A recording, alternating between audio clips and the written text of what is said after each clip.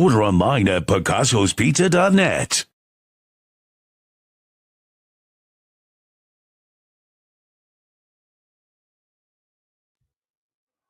What is up, everybody? Welcome to this Trainwreck Sports Podcast, where we are here to pay the bills. Presented by Picasso's Pizza. Jake Micah, joined by Mike Bunt, AJ Sapolsky, Carson Hayek. As we are here, it is December 30th. It is almost the end of 2025.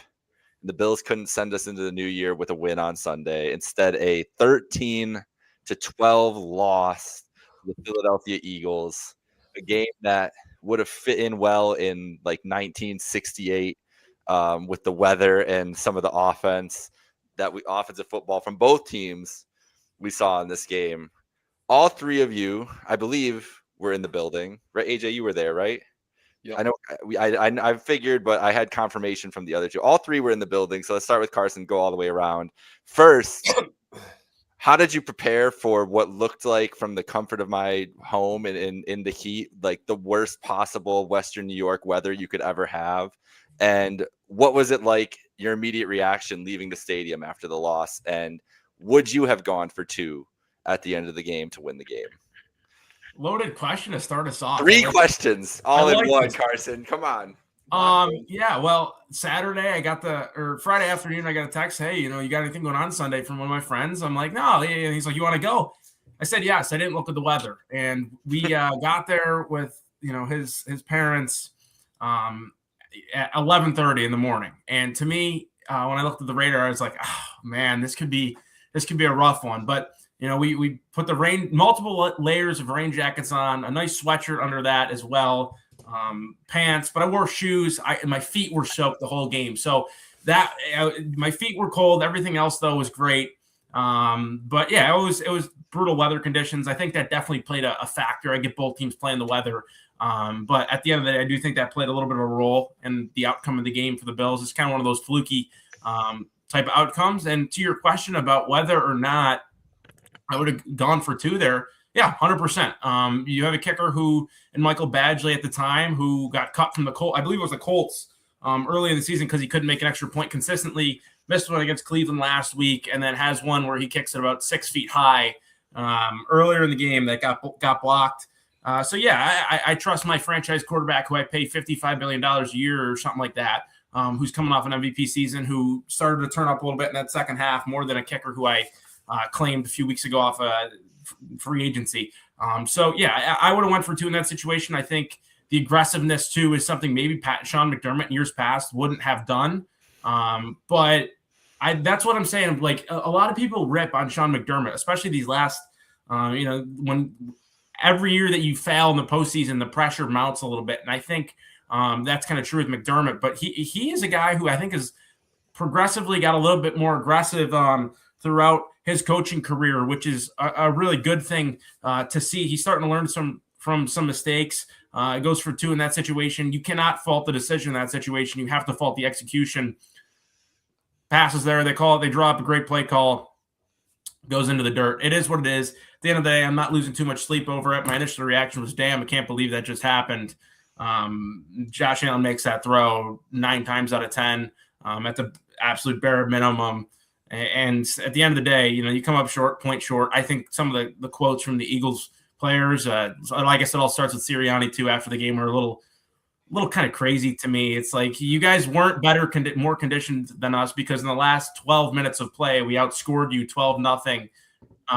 And it just all kind of seemed funny. Nick Sirianni saying there's trash talk and everything. Like, bro, like, you had 17 yards in the second half. Your quarterback didn't complete a pass. At the end of the day, like, that's all. I think they gaslit themselves, Carson. I think they're like I didn't hear any, I didn't see any trash talk online really between Bills and Eagles fans last week. Both teams were concerned with their own teams. I don't know about you guys in the stadium, any more than usual, chirping of a team. There's no way it was more than a rivalry matchup of any sort. Sirianni probably having that little bit of energy with coming back home, playing, and probably had a lot of friends and family. He's from Lakewood, New York, but I mean, Yeah, that was Carson. That was strange. It was really weird to see the reaction after the game. Really, really weird, I thought. But hey, at the end of the day, they won the game. You can't be mad, right? Like, I don't agree with anything that they said. But at the end of the day, that's not my place to agree. They don't care if I agree. They don't even know who I am. So it is what it is. At the end of the day, Bills don't get it done. This next week, it is what it is. I don't think we're going to be probably playing our starters full time. We'll have to see. To my knowledge, I haven't made an announcement on that yet. But I guess, AJ, what was your point of view? What was your stance on it? And just kind of take it away. Yeah, so quick story. Person next to me, Michael, appreciate this. Person next to me at the game, we were talking, and I usually have season ticket holders next to me. I'm a season ticket holder myself, but we usually have season ticket holders next to us. And I asked them, know where they're from, whatever, and they said they bought the tickets. They're from LA. Well, they said they went to 911 Tavern for wings. And I was like, oh, what are your thoughts on them? They're like, I mean, they were good. We just had to wait like an hour and a half to get the wings. I'm like, oh, yeah, the service there. I've been there. He's like, and, we're just talking a little bit more about wings. So we got to talking, about wings, pouring game, rainy, cold, have a couple of twisted teas in the game. So, I'm chatty. And the girl grew up in South Buffalo, and she's like, you want to know our favorite wing spot? And I'm like, what? She goes, Potter's Field Pub. Merce style. And I'm like, wow. Friend for you. Wow. Yeah. And I was like, wow, like mom, like we just went there 2 days ago. My mom just got me and my girlfriend a bottle of Moscato and a $100 gift card there for Christmas. Like that's our spot. And Mike's the one that introduced me to it. So it was kind of funny that kind of I want to not a hole in the wall, but a place under the radar in Buffalo, especially South Buffalo, getting some flowers from someone that grew up there, and then someone that grew up in Long Island, and now they live in LA, but they still talk about the Merce style Potter's wings. Now the game, I think it's more than nothing. Like I'm not just gonna say it didn't mean anything because it didn't change the, really the playoff scenario. Now, I mean, it kind of did in terms of the seeding. They're now probably going to be a 6 or 7 seed instead of a 5 seed. So who knows what happens with the Steelers and Ravens game on Sunday? But I'm going to lean Ravens, especially with DK Metcalf out. So you could have avoided the Ravens in this scenario, but either way, at this point, I think the AFC, we've been still talking about all the other teams are flawed. I think this team, if you look around, Drake May is about to win his MVP. The Jaguars are, really good. Bo Nix is in his rookie deal. They have a lot of salary cap. The Bills, they have $10 million in cap space next year. They have, a lot of old veterans on the defense that they need to replace, a lot of contracts up on the offensive line. So I'm just worried about stop being a homer. You just said that you don't believe in the team, but stop being a homer, dude. Stop. Believe in the Bills podcast too, by the way. But yeah, I mean, none of us are picking them to go to Super Bowl, but stop it, AJ. Okay. What do you mean? You're a homer, dude. You got to stop being a homer. Did I say I believe in the Bills? I'm sick of you, man. Anyway, so yeah, I think I just look at, and we talked about the window, and obviously I think the best window to win, as you see Bo Nix on a rookie contract, Drake May on a rookie contract. A lot of these guys, I know Trevor Lawrence isn't, but there's a lot of these teams. Stroud, I still think is, and obviously what they've built. I worry about the, overall team moving forward and in the big moments, whether it's offensively or defensively. I think we've had enough from both sides where I'm worried about both sides of the ball. The one side has a great pass defense, right? They're great defending the pass. I don't think the Eagles are world beaters in the passing game this year, but they still have some talent, especially on the outside. And Dallas Goedert's a good player, but one of the worst run defenses in the NFL. And on the flip side, the Bills can run the ball, obviously pretty effectively. But if you take that away, I still don't have any faith outside of Brandon Cooks, who you signed at 31 years old and an undrafted free agent in Terrell Shavers, that your $12 million receiver you signed can produce at any level. Your second-round pick can't even stay on the field. So I guess it's just me ranting a little bit. They're 11-5. They can make a run. But overall, if you look at how they're built from now until the future, you look at the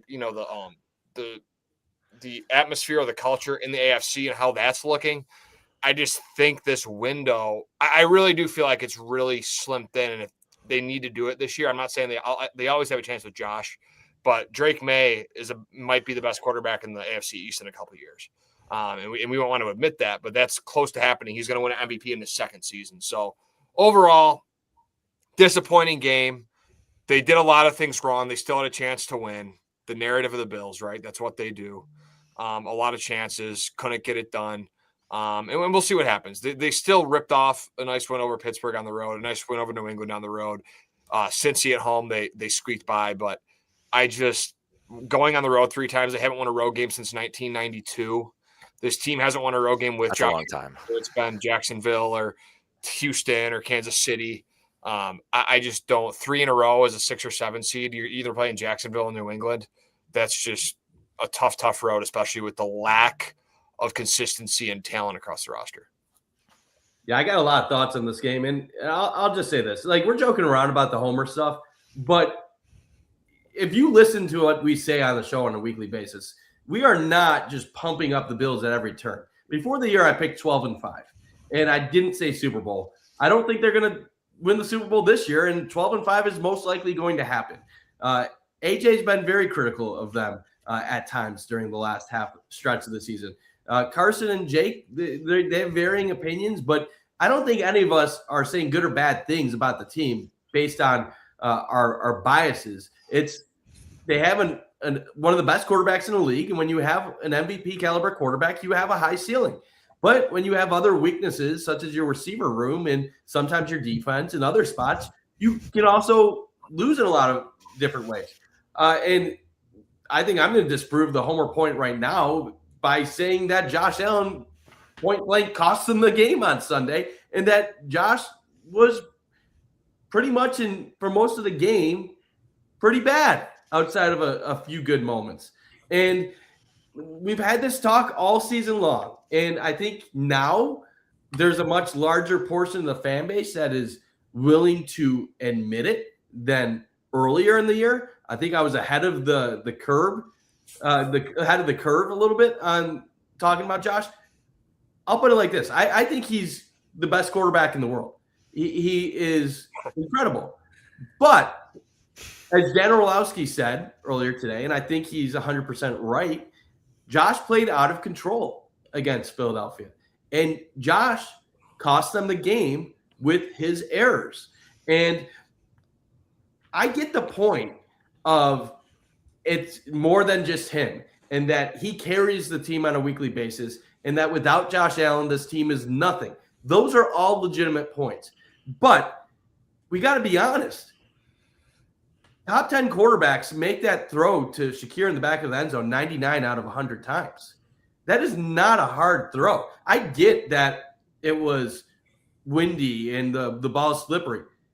His issue on that throw had nothing to do with the wetness of the football or the linebacker in front that he had to lob it over. It came down to mechanics. Yes. He was lazy on that throw. And that is why I'm mad at Josh.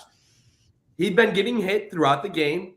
Most of that is the offensive line. Some of that is Philadelphia being creative. And sometimes it's Josh not getting the proper protection. But if we're being honest, Josh had been getting hit most of the game. He doesn't have a high level of trust in his weapons because he has a bottom wide receiver group in the NFL.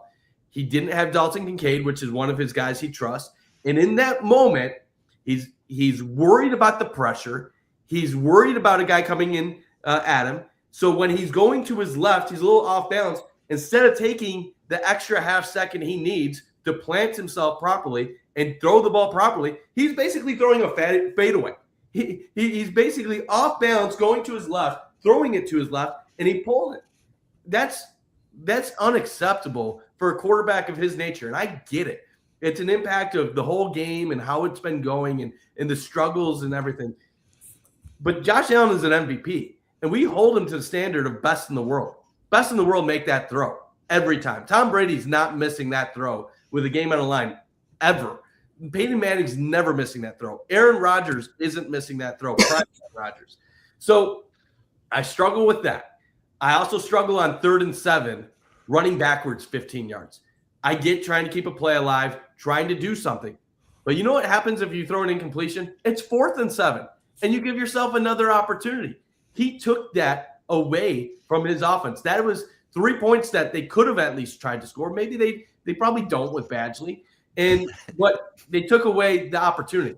And then there's the play where it's 4th and goal, and Josh is rolling to his right. And everybody brings up Brandon Cooks in this play, which he was wide open, but you could have questioned, like, by the time Josh noticed him with the lineman downfield. Ty Johnson's wide open in that zone. Josh is rolling to his right. Coverage is shifting. That's a throw that we've seen Josh make a million times where he fits it in there.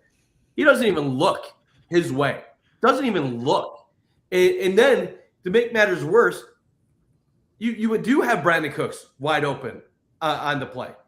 And I get progression-wise, Cooks had the blitzer that made contact and that disrupted the rhythm.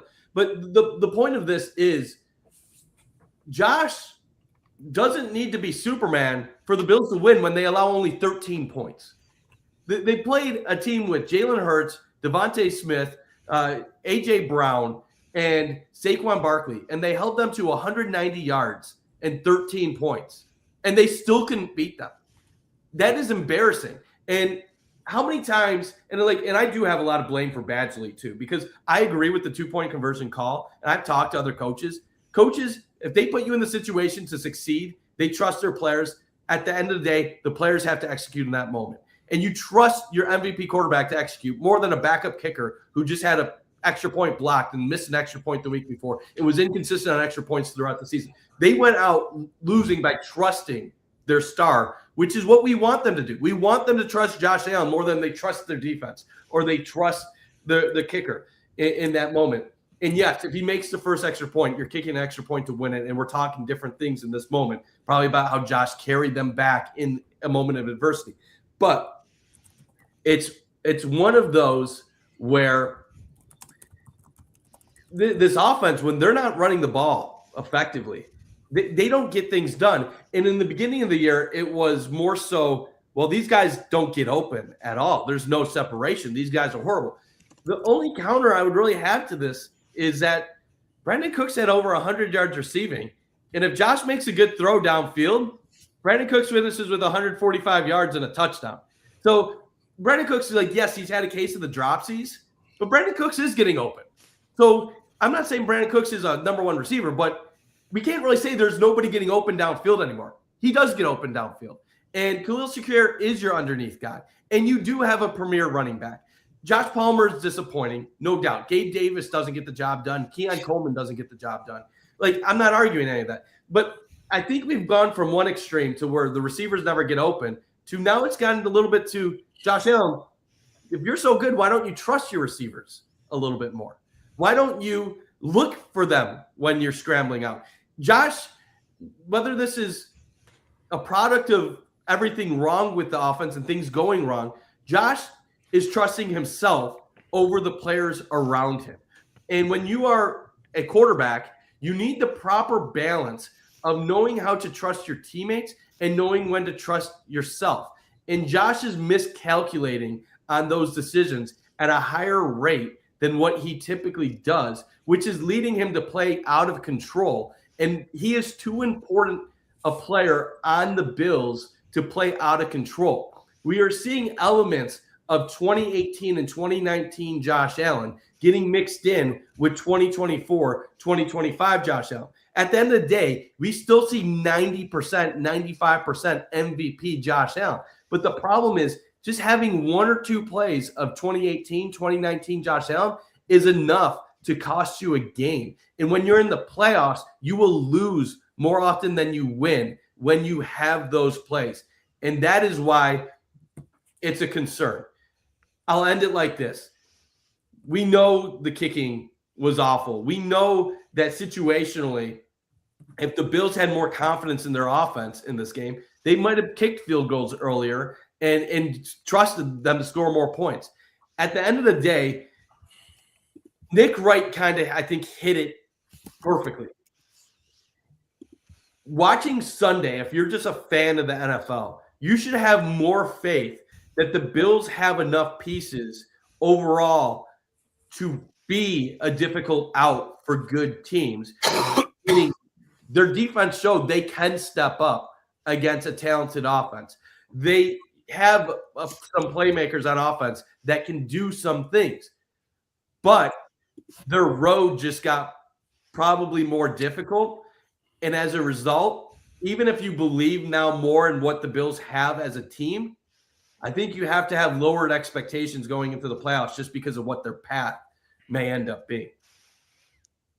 Yeah, a lot of great points here. I want to get to some of the comments in here. Johnny Utah, especially. Well, first of all, I'll go to John actually because he's also mentioning Tyrell Shavers. Who Shavers, great play down the field, a great catch, high pointing the ball. It has been baffling to see his usage since he's had his big breakout game against the Bucks and the need that they have at wide receiver. Maybe it'll be something they try to unlock more going in. At least Allen. And that maybe it's a thing where it is the trust thing where Allen doesn't give him those shots down the field. He gave him a shot in a position for a contested ball and the guy made a play for him. Maybe he's not giving him enough of those opportunities. This is a comment from Johnny Utah, and I think it's something we sniped early in the year, and it relates to all this Allen conversation we're having right now and the trust that he's had in this scheme and this offense and the comfortability of it and everything else. The discipline with easy options underneath. Hawes was open on the tuck play where he extends it, where he fumbles it and he extends it. He has an option there. We talked about it. I know it was week 3 or week 4, whatever the week that was against the Saints game, where we had a long conversation like, hey, man, he's starting to push this down a little bit down the field more than he was the first couple weeks when they were an elite, efficient offense. He got undisciplined, which is which is Johnny Utah again talking about how he's been when he's been great, he's been disciplined. When he's struggled is when he's tried to play out of the structure. The structure clearly frustrates him. He wants to make more plays. He wants to be that creator. He wants to be able to freelance more. And they don't have the weapons for him to do that freelancing. So the structure is the best option. When he plays within the structure and then they give him the opportunities to make the back-breaking plays is when he's been at his best. In this game, especially against a defense that was frustrating. Like that's the Eagles, as much as anything else, Bills fans want to internalize this game. And there is a lot to internalize from this game. It's one of the best defenses in the league, has been all year long. They got Jalen Carter back, who wrecked the game, even if he was trying to gouge people's eyes out during the play. Like they're an elite defensive line, an elite secondary. It's exactly the type of defense that gives Josh Allen trouble this year specifically, but has given the Bills trouble throughout the last couple years. Like it's just what has happened to them. You add the weather in, you add the injury, everything else, but it's been nothing that Allen did was a surprise. If you have been watching all year closely, nothing should have been a surprise to see him fall back into those habits when they were pressed, when they didn't have their A and B options offensively. And I think that's the biggest worry on the pass specifically, though, that he missed. Carson, Carson wanted to jump in on this, and I thought of it right as Bunt was saying it too, because to me, like immediately, it looked from my naked eye, it was a very rushed. It looked like he was not set. And there were a couple different things that looked wrong mechanically. What was did he hit? And also, did he hit it on his leg coming up? I don't know if couldn't see another angle of that. There was like one replay that I had seen that maybe that had happened. But what was your opinion on what went wrong on the throw to win the game on the 2-point conversion? Yeah, to make a quick point before I answer that, when we talk about Josh's discipline, I brought this acronym up before this year, TWIG, take what is given, right? Like, and especially in the play that he fumbled, which some fans are saying it's controversial. No, I mean, come on, guys. Like, let's be real. That's probably a fumble. And Hawes was there. It's a waggle concept, which means you have your tight end with an arrow concept, or an arrow route, you have a crosser behind it, and then you have some variation of whether you want to go post or corner from the same side. But in that case, they had basically 2 crossers, and it should be a low to high eye in the flat, then come across second to your crosser. And it looked like Josh to me on the quick arrow route got off of it a little quick, and that's a big play. It kind of seemed like the tone changed after that play. But to go back to the play that we're all talking about, the throw that he missed in the 2-point conversion, it's all mechanics, right? Like when you come down to it, when I'm looking at this, to me, it's all on your back foot. So his back foot is his right leg. That back foot has to be, it's almost like a fence post. It has to be stuck into the ground. I thought he got a little toey. You lose a little bit of some power. Back when I was playing, that was a big thing that I had a bad habit of. I was always a toey thrower. You lose power, and sometimes you lose accuracy. He tried to fade away. When you look at a quarterback and how he finishes a throw, where his feet and hips are guided, that's a key tell to where that football is going to go. And that time when you looked at it, a little bit left. And I would say the ball probably died on him a little bit left too. And the ball did exactly that. And he's the first one to tell you that when you let that thing go off your fingers, 9 out of 10 times, you know how that ball is going to turn out. he turned away before the ball even hit the ground. In one of the camera angles, he knew that throw had no chance. And at the end of the day, like, I don't know about whether or not he hit his hip or not, or anything like that. That, to me, that's a little insignificant. That's kind of fluky. We can't have that happen anyway. But yeah, it's just a mechanics thing. Like Bunt brought up, like that's a throw that needs to be made when you get hit, time after time through a game, which I think actually some of that is more than what fans are going to want to tell you is 40 sacks this season or whatever he's on pace for. I think a good portion of that is on Josh. His pressure rate is still like, it's a little bit past halfway in the league. So I want to say it's like 20th in the league, which isn't great. But like the line is, to me, the line's done a nice job for the most part. It's the same group they had last year, the same group that allowed 13 sacks last year, which, yeah, it's an anomaly. That wasn't going to happen again.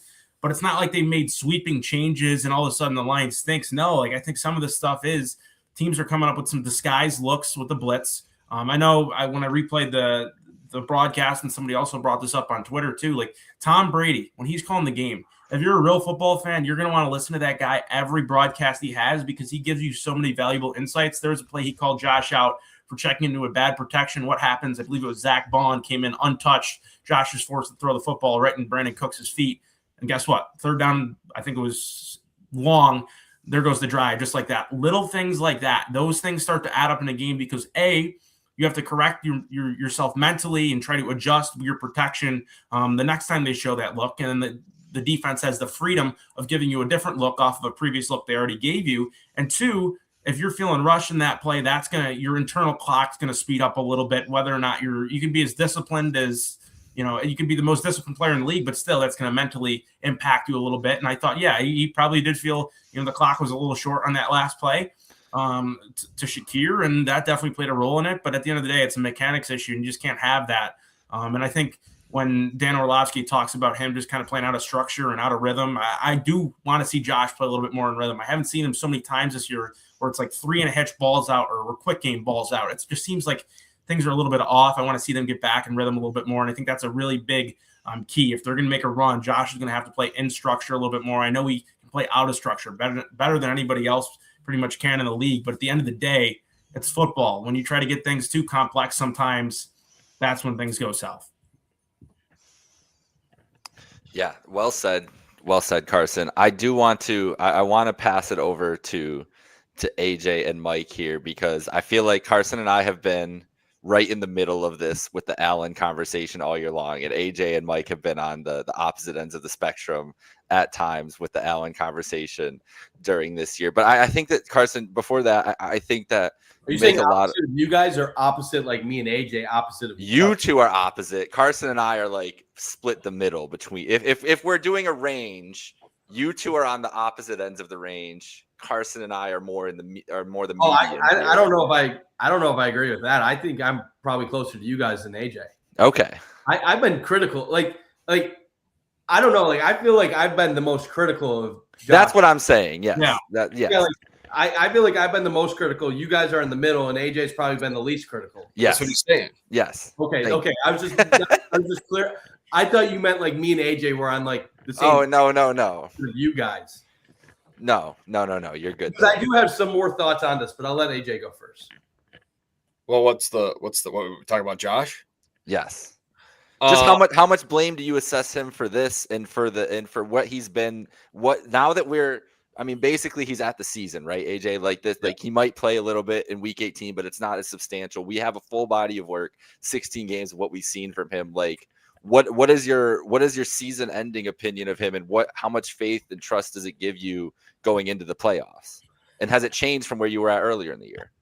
Sure. I think if I look at the grand scheme, 16 games now he's played.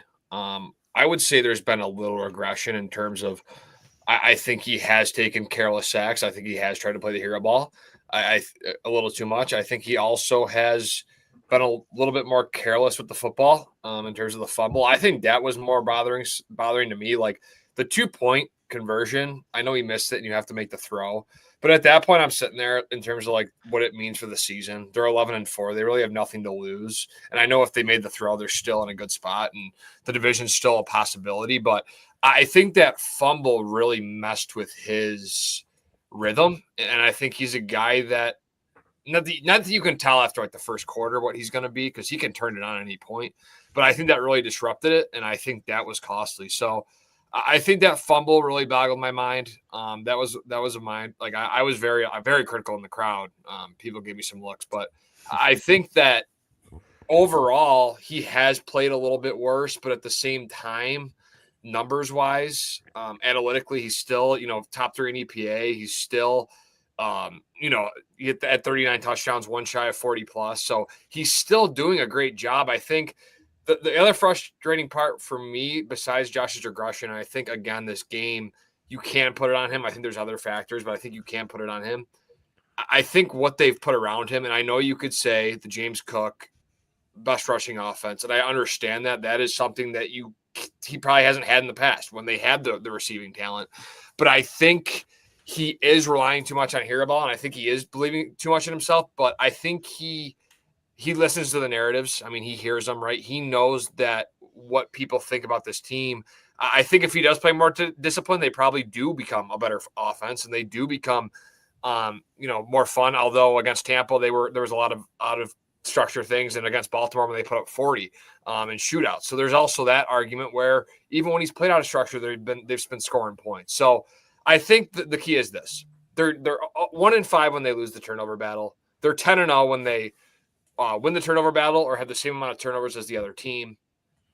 Allen just needs to take care of the football better. James Cook can't be fumbling the ball. The wide receivers can't be fumbling the ball.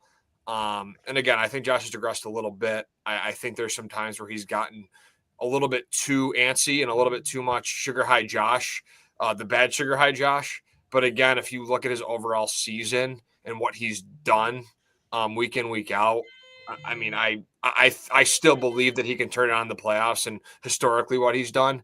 I just think the team around him, this is the weakest he's been, which has led to more criticism and more pressure on the quarterback overall. Yeah, it's interesting. Hopefully we still have Jake here because I want to talk to him about this a little bit. I think that Josh Allen is I'm going to try to word this properly. He is a walking contradiction. And this is what I'll say. He's the reason why the Bills are one of the best teams in the NFL, and the reason why you believe they have a chance to win the Super Bowl every year. But he's also part of the reason why they don't go all the way. And I'll explain it by saying this. Wow.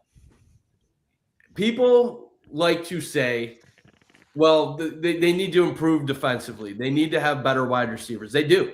They need to be better in those areas. But defense changes game by game based on your matchup. Who are you facing? Are you playing Patrick Mahomes or are you playing Bo Nix? Like, that makes a difference in your defensive results. You have the ability to control your offense more than you have the ability to control your defense. And when you have the best quarterback in the world, you theoretically should be able to control that more on a weekly basis, especially when it comes to the playoffs. Now, at times, Josh Allen's been elite in the playoffs, and unfortunately, the defense has cost him. But I've always said things like he needs to be just that little bit better. And then people are like, well, he has to be perfect. That's what you need out of Josh Allen. That's not necessarily what I mean. It more means I need him in situational moments that matter in a game to step up when it's at its biggest point. And he has some examples. 13 seconds. He did it this year against Baltimore. So, like, there are examples of him doing it. But there's too many examples of him not doing it. He's 0-6 in overtime throughout the course of his career. He had, and some of it not his fault. He didn't see the ball the one time against Kansas City in 13 seconds. He has this moment where he misses on a 2-point conversion attempt. There's plenty of other moments where he has faltered or he has made mistakes. And when I say walking contradiction, it's tough because the fact of it is this. Nobody is going to say that the Bills' defense is good enough right now. But at the end, when you talk about the defense, What do you expect them to allow points per game on an average game? 20 to 24 points. So you got Josh Allen at quarterback. You have a defense that consistently allows 20 to 24 points. You should win about 75% of those games. So the Bills have designed a defense that gets them consistency. Now, this year, the defense isn't as good, and they've had games against Baltimore, Cincy, Tampa Bay, and Miami that they've allowed 30-plus. But what have the Bills done in a lot of those games where they've allowed 30-plus? They've won because they outscore teams, because they know it's a shootout, and they go head-to-head. And they can beat Baltimore 41-40. They can beat Cincinnati scoring 38. They can beat Tampa Bay scoring in the upper 30s. What are the games the Bills have lost this year? They've lost 5 games where they've scored 20 or less points. Let me ask you this. How is it acceptable when you have an MVP quarterback that many, including myself, say is one of the best quarterbacks to have ever played, is a generational talent? How is it acceptable that in 2/3 of your games, in 1/3 of your games this year, you have struggled to get to 20 points? That is the reason why this Bills team is 11-5 right now. It's because the offense in games where they've needed to score just a little bit more couldn't do it. And yes, that falls on everybody. That falls on the offensive line against Houston and Philly and Atlanta not protecting good enough. That falls on the running game and turnovers against New England, in Miami, in games like that. But it also falls a little bit on your quarterback, and it falls on, of course, your offensive coordinator as well. So all of these people deserve blame. And too often I hear the conversation saying, well, they have no weapons. Well, James Cook might be the leading rusher in the NFL this year. It's hard to say they don't have a weapon when you have the leading rusher in the NFL, who has gotten over 100 yards in 12 out of 16 games or whatever it may be at this point. So, yes, when James Cook isn't running great, the Bills' offense has struggled. But as Dan Orlowski said, and this is a very fair point, James Cook has gotten you over 100 yards in 3/4 of the games he's played this year, which means 75% of the time he's delivering. So you're asking your quarterback, who is one of the greatest in the world, who is the reigning MVP, to carry you in the few games that he isn't. And the concern is that Josh Allen really hasn't carried the Bills enough when they don't have the running game. That is the concern. The concern isn't that Josh Allen isn't great, because Josh is great. We all know he is. It's that there's been instances the defense has been good enough. And when the running game hasn't been there, he hasn't found a way to make up for it. And what Dan Orlowski was saying earlier, and he believes in Josh, and I believe in Josh, and we both think that the Bills can still make a run to the Super Bowl. It's that over the course of time, you're going to go through phases during a Hall of Fame quarterback career where you're not going to have the best receiver room. You're not going to have the best cast of weapons. That's when it's your job to elevate them. And we're not seeing enough of that elevation of these players. Now, they might just not be open. Like, maybe they just suck. And that's the problem. But Brandon Cooks could have had 150 yards yesterday.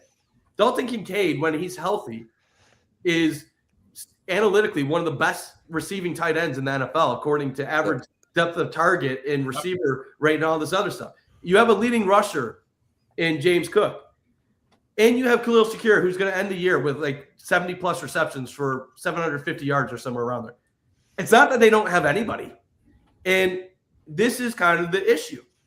We've talked all year, take what's given to you. We shouldn't have to be talking about this going into the final week of the regular season. And the reason why we are is because at moments Josh does fall in line with what he's supposed to be doing. And he does well. But then teams adjust to it. And either the Bills are too slow to adjust back and figure out an answer, or Josh, when teams adjust to what he's used to doing, doesn't trust what he's being told, doesn't trust what his eyes are seeing. And that is a problem between Josh, the offensive coordinator, and his weapons. Because if Josh doesn't trust his weapons, it doesn't matter who the offensive coordinator is. It's not going to work out. He's the quarterback. His job is to distribute the football. If the distributor doesn't trust his guys, you're screwed from the beginning. And then you're basically telling me at that point, Josh is just an athlete who's running the ball and chucking it up. And I don't think that that's what Josh Allen is. I think he's much more than that. And we also have to talk I talked a little bit about Dalton Kincaid. The Bills are 9-2 with him in the lineup, and they average 30 points a game. They're 2-3 without him, scoring 23 points a game. I said this very early in the year. A lot of people laughed at me. I said Dalton Kincaid was the most important player to this team's success on offense. 100%. And it was because, as I told you guys, Dalton Kincaid is their top receiver. Now, everybody keeps calling him a tight end. He's not a tight end. Now, he can block a little bit. But you notice when Dalton Kincaid is out of the game, the Bills still run the ball effectively. They have Jackson Hawes. And even Dawson Knox has had good moments over the last 3 weeks. Yeah, he gets the occasional drop, but like Dawson Knox and Jackson Hawes are good enough tight ends to where like the Bills offense can still execute. It's because they don't have Kincaid the receiver. Kincaid the receiver plays a huge role in this team. And I'll end it by saying this. Sunday impacted me with the Bills because I don't know if I can trust Josh Allen to deliver consistent enough results over a 4-game stretch to where they can get it done. And this is the toughest part for me to acknowledge. Everybody's going to make it about the defense. And I get it. The defense is not great. I don't trust and this plays a huge part too. I don't trust the Bills defense to win them any games in the playoffs. So if I don't trust the Bills defense to win them games in the playoffs, there's only one person I can lean to carry them. Now, if the Bills had a top 5 defense and they had no Mahomes, no Burrow, no Jackson this year, then maybe I'm saying, you know what, this defense is good enough to shut down New England. It's good enough to shut down Denver, and they could get the job done. And if Josh Allen has a bad game where the Bills score 17 points, our defense holds an opponent to 10, we win the game. But the way this defense is built and the way they've been this year, you expect them to allow 20 to 24 points.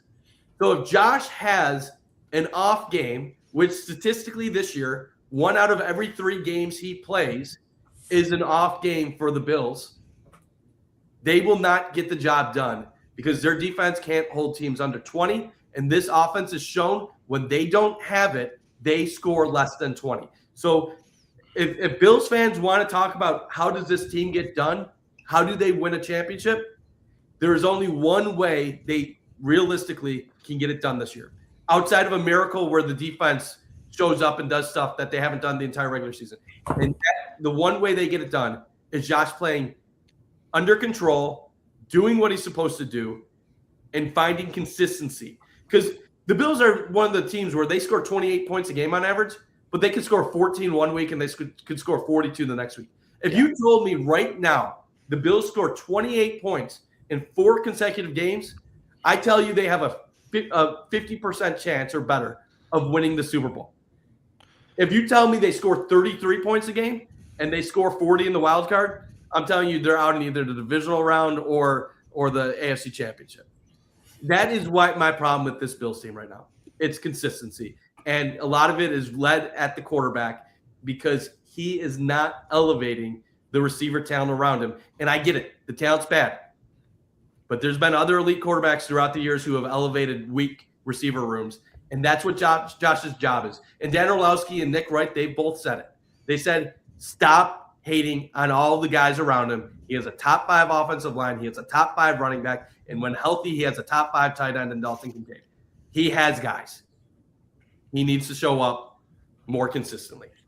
I think the Kincaid part of it all is the biggest plus to if you're on the side of the argument that it's the weapons, because when they have one good passing weapon, the offense completely opens up, whether it be Kincaid doing it or his gravity just taking attention away from everything else. But the one thing that I keep coming back to with Allen this year, I keep coming back to it. And there's some comments I want to get to here too. John Robert here. The defense improving since Thanksgiving. They have been. There's a lot of stats that are showing that. Dan Orlovsky was pushing that out the other day too. I think that we would all say, let's see a playoff defense do the same thing instead of a regular season defense before we would feel too confident in what those stats since Thanksgiving say. John coming in here, the running back's not involved in the pass enough. I think that's true. I think that's going to speak to one of the points I get to here in a second. Also, Dalton is injured too much. That is one of the biggest things. But when he is on the field, like Mike said, he is one of the best tight ends in the league. He has analytically and just the impact he's had. The room still has elite production for tight ends when he's out there. But I'll go back to before the year. It might have even been before week 1, and it's Sal Capaccio. Shout out to Sal, that great work as the beat reporter, obviously, talking about how he had spoken to Allen, spoken to the offensive coaches before the year, and they plan to put more on Allen's plate, especially from the protections, especially from the line, everything else. I vividly remember it because I know we talked about it on this podcast the day I heard Sal talk about it, saying that this year they expect Allen to have more decision-making at the line, to be in charge of more at protections. But now we're here in week 17 and we're talking about, and this has been a theme through multiple games where he's had issues with the protection, whether it be him, whether it be the offensive line having issues with the scheme and what they want to do protection wise. I think that could have something to do with the running backs not being involved as much, is if Allen wants to keep running backs in more often than not with part of those protections. That could be part of the thing where they're not being sent out as safety valves. But the major point of this is that if the word from the Bills going through the main beat reporter at the beginning of the year was that Allen's going to have more on his plate pre-snap and have more of this responsibility, they wanted us to know that. So I want to bring that back up when we've seen 17 games where there's been significant struggles, especially against elite defenses, if he had that enhanced responsibility. And that's the difference when we talk about the guys who always make the right plays at the right time. And I think I'm not going to sit here and just say Josh Allen is like a choke artist or the James Harden of the NFL or anything like that at this point. But Mike's fair in saying that there's been as many moments of him coming through as there have been of him falling short in those big time moments. And it goes back because what do you fall back on when you're pressured in anything in life? You fall back on your habits. And that goes also turning this all the way back around to Carson talking about the mechanics and him getting lazy with them in a big moment in the game, is that his habits and where they are at foundationally doesn't seem to be up to par this year. And he can still reach the heights of any quarterback in this league and in some opinions, any quarterback in the history of the league. But when he struggles and when he has to fall back, his base has been lower this year than it has been in years past. Whether that's because of the weapons, whether it's because they put more on his plate than they should have, whether it's because the scheme does not fit what he does best as well, whatever all these things are, whether the offensive line has slipped, whatever the reason is, it's probably a combination of all these different things. But that's what you pay him the money to do, is to figure out how to solve those problems. And it has just been too inconsistent this year for them to be an elite team, and it is a major there's a lot of holes on this team, but he has to share some of the blame of it. But that's why you have to but on the flip side, that's why you have to set him up for, you don't ask him to come into this year with that wide receiver room. Like Brandon Cooks thing is nice. It is that he is getting open. I think he's made an impact. But man, like that shouldn't have been a guy that you had to get in November, right? Like that should have been a guy that was on this roster already. So like it's a lot. And I think that's the most frustrating part of this, is that it's a failure across the board. Not a failure, but it's regression across the board from the whole organization. And this is what happens to some great teams where they start to, and it's the exact opposite of what like a Bill Belichick cut loose on guys early, like a year earlier than you would think. Beloved guys for those teams, right? Like these great teams have done that.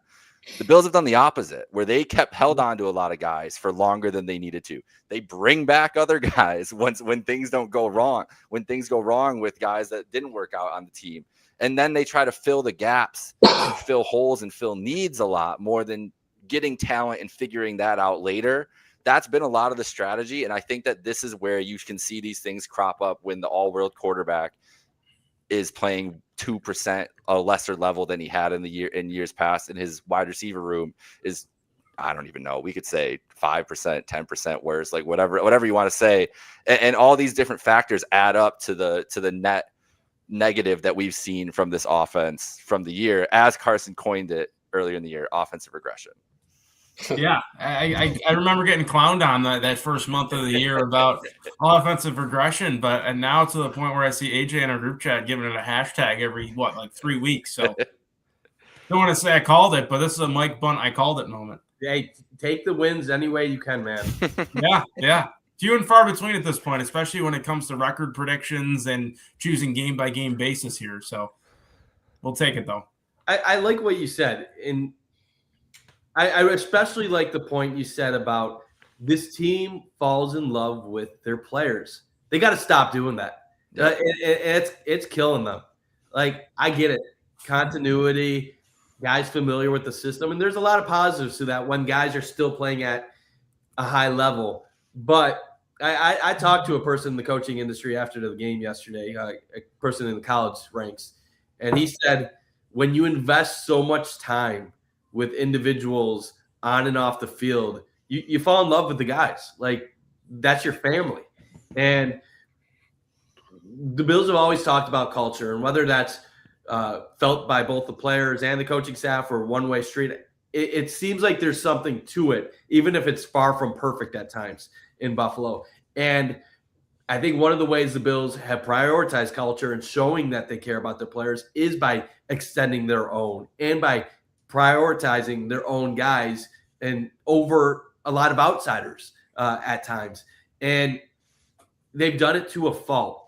And I know me and AJ, Carson, Jake, we've all applauded their extensions, and you don't know which ones are going to work out, which ones aren't. But when you do as many extensions as they've done, and you've brought as many veterans back as they've brought back, at some point in time, when you haven't won the big one, you're left to wonder, could we have done something better? Now, it's one thing to bring back a player on the cheap midway through the season when you don't have other alternatives. But the Bills are almost consciously choosing to bring in guys that might be regarded as lesser talent just because they fit. And a Jordan Poyer works out. But you can argue with Terrell Bernard. Was that a signing because he's just a leader on the team and a captain? Or do you really believe that having a smaller linebacker is going to be the answer defensively moving forward? And it kind of brings up another contradiction within the Bills organization. I'll bring this up to you guys, and I don't think this gets discussed enough, quite frankly. The Bills' offense is built on physicality. They have 3 tight ends that they like to get involved, even if the one is really just a receiver. And they like to run the ball a lot. Instead of going vertical often, they go horizontal with the receiver screens. And they try to use their physicality by having wide receivers that block well, and Shavers and other guys, Shakir, and then even Coleman to an extent. So it's clear that their view on football going into the last 2 years was defenses are small. We're going to get bigger, and we're going to use our physicality and our size to run the ball and get 5-yard gains and keep the ball moving that way rather than going downfield and worrying about that. But then you look at the Bills' defense, and they are built the exact opposite. Smaller linebackers, less physicality. You're a primary nickel defense with Taron Johnson, who's very undersized when going up against run teams. You're seeing the league right now where no Mahomes in the playoffs, no Burrow in the playoffs, maybe no Lamar Jackson in the playoffs. These teams right now, the teams that the Bills were designed to go up against offensively, the Mahomes of the world, they're not even in the postseason. So now you have a Bills defense that's getting ready for the postseason, and they don't even necessarily match up against the teams that they're going to be facing. And let me ask you this. If you had a general manager who is putting a team together, why the hell are you building an offense to be physical to beat the trends, but then having a defense that's light and undersized that's going to be outmatched against other teams that are adjusting to the trends? It shows that you hedged in that moment, that you still trust your philosophy of stopping the pass first, and maybe that is the right way. But if you believe that stopping the pass first is the most important thing, first and foremost, defensively, then why did you build your offense to be the exact opposite of what you're scared of with other offenses being built? And that is the contradiction on how the Bills are built. I don't see anybody ever talking about it, and it really bothers me because they built their offense and defense the exact opposite, which means they don't even know what they really want to be or where they really see the league being a few years from now. Yeah, I don't know. I genuinely not sure I have an answer for that. I think you look at how maybe they started their team in the process, I don't know, 3 years ago, before they got rid of Diggs and everybody. I'd say offensively, they were not known for being physical. They were known for sure. Okay, we're going to drop 35 on you. We're going to win games 35-32, and they're going to be flash and dash. Our offense is going to be kind of the way to go. And yeah, the defense was good those years too. But I feel like there's kind of been an identity shift, specifically on the offensive side of the ball, where it's okay. And they're open to this too, with the everybody eats thing and coining that phrase. But this year, I think the last year and a half in particular, especially in the second half of the stretch last year, it's been, okay, we're going to be a physical team. Teams fear going against Baltimore because they know their style of play is going to wear you down. And come that fourth quarter, nobody's going to want to tackle anybody. Nobody's going to shed blocks against that offensive line. The Bills are one of the most, if not physical teams in the NFL right now on the offensive side of the ball. Defensively, though, I feel like if the Bills offense were to play the Bills defense and they were on two separate teams, I cannot see how the Bills defense could keep up with the Bills offense if that kind of makes sense. No chance. The whole nickel look, and they've tried to go base, I believe, if I recall correctly. Maybe the stats changed a little bit in the last month to overturn my thought process here. But I think they have tried to go base a little bit more, but it's still to the point where nickel's their whole thing. They're going to live and die by the nickel. They love Tyron Johnson. They rotate safeties. They'll send Hancock in a little bit. They love Cam Lewis. The whole philosophy of it is just that's a great point, Bunt, because I don't think that's brought up enough either. It's just it's almost like they're settling okay, we're going to be physical on the offensive side of the ball. Hopefully we can get up to the point where our run defense isn't going to be an issue late in games.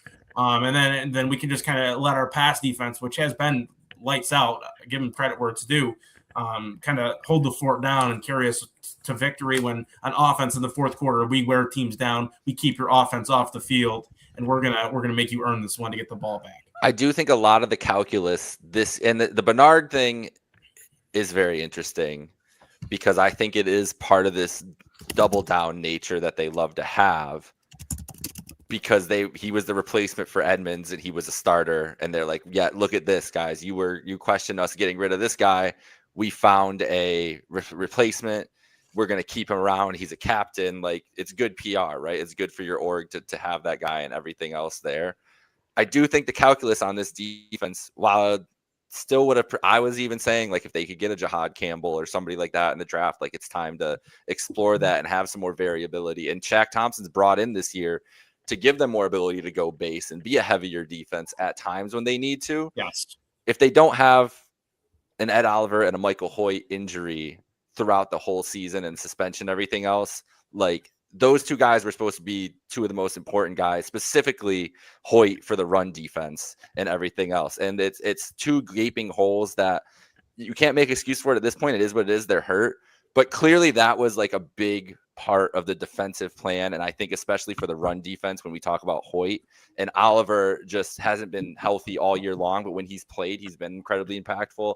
It's hurt that defensive line from the pass rush and the run game in a lot of different ways. AJ, you said you wanted to jump in here. What you got, man? Yeah, I think I still do have some faith with Josh turning around the playoffs. And I also want to say, I've always been I've been critical of Josh this year, but I've always been of the belief that the organization and the coaching staff has failed Josh more than Josh has ever failed them. And this year, if you look at his numbers, overall in a down year, he's fourth in total yards in the league, second in total touchdowns, third in total EPA, first in quarterback rush EPA, third in completion percentage with a career high. So his career high completing the ball. So he's completing the best percentage of passes as a career. Weird stat, but still. Ninth in success percentage and sixth in yards per attempt, which is also a career high. So also weird that they're a timely, short passing offense, but he's also sixth in yards per attempt, which is a career high, minimum 250 snaps. Also in the fourth quarter, his numbers in the fourth quarter this year, he's first in EPA per play, first in success rate, second in completion percentage, third in completion percentage over expected, first in completion percentage over expected combined with EPA, first in passing yards, and third in passing touchdowns. So, like, you can sit here and nitpick, and I get it. I think there are moments where Josh obviously tries to make the cooler play or trusts in himself too much because of who he is, or believes that he can get it with his legs, or believes that he can thread the needle on a 30-yard post route instead of taking the 5-yard out route to the running back in the flat. I think that is all valid. But at the end of the day, one, this was one game against, the Eagles, and I'm not saying a meaningless game.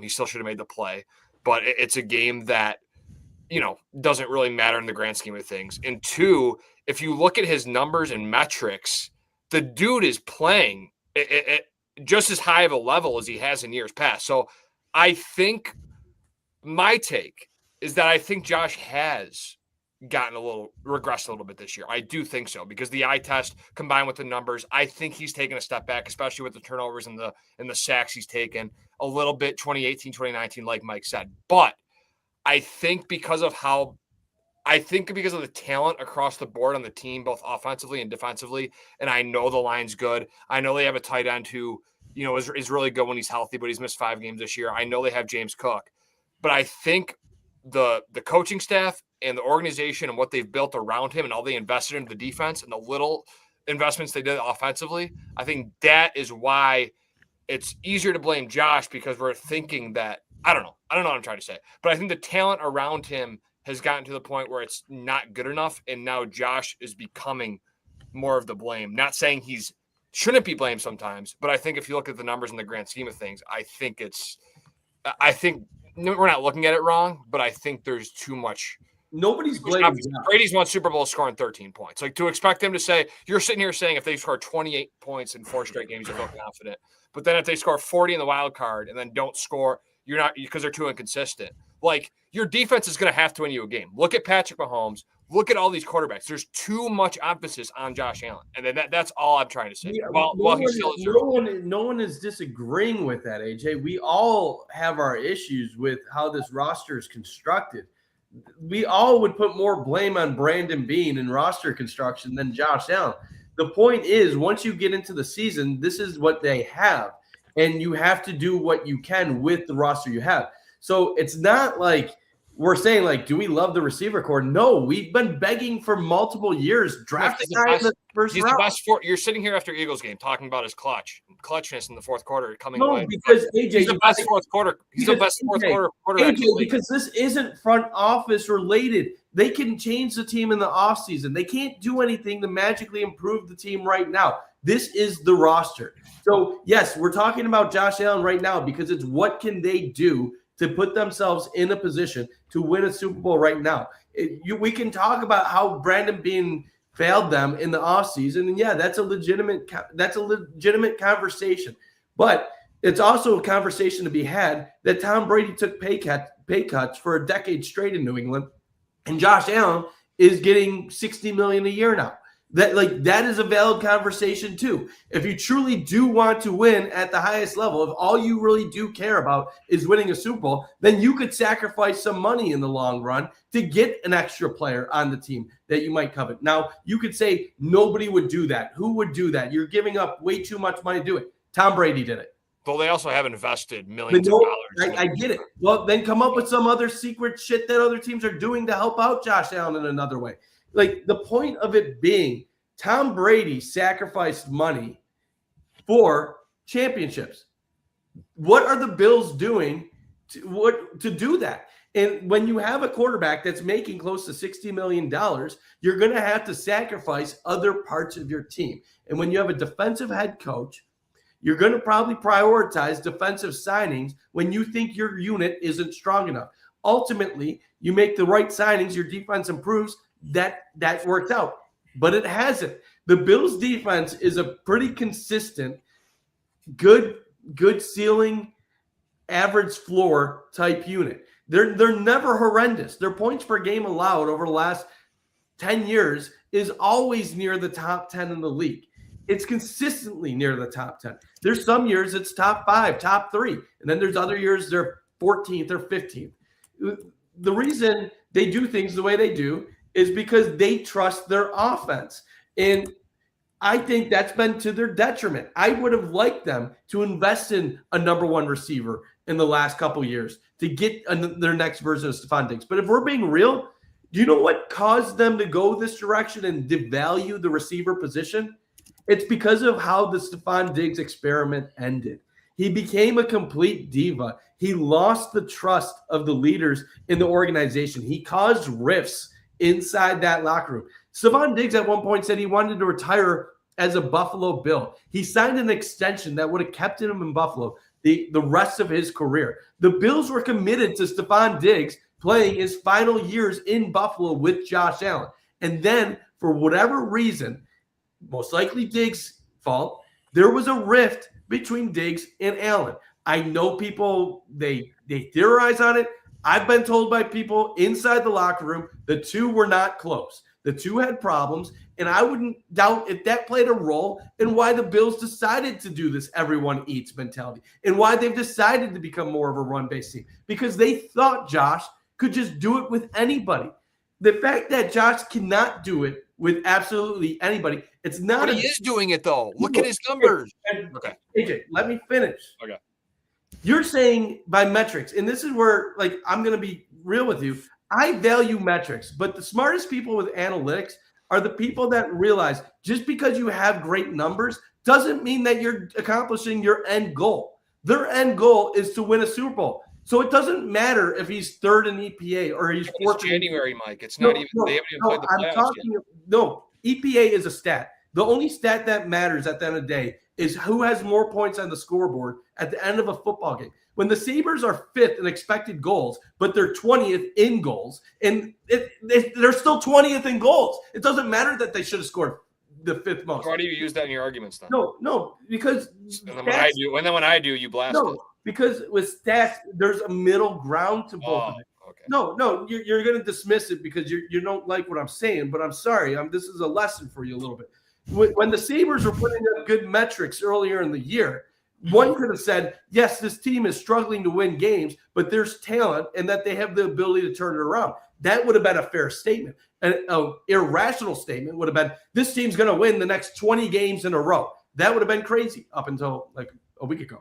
But on the same side, say a team is 5th in goals and they're 25th in expected goals. You're going to say, well, that's going to slow down at some point. That is the same thing with these offensive numbers for the Bills. Yes, over time, they're elite in EPA. They're elite in points per game. They're elite in all these categories because at the end of the day, they have one of the best quarterbacks in the league. We all know he's one of the best quarterbacks in the league. He can do things that nobody else in the league can do. So you put Josh Allen anywhere in the NFL, he's going to have a top 5 offense.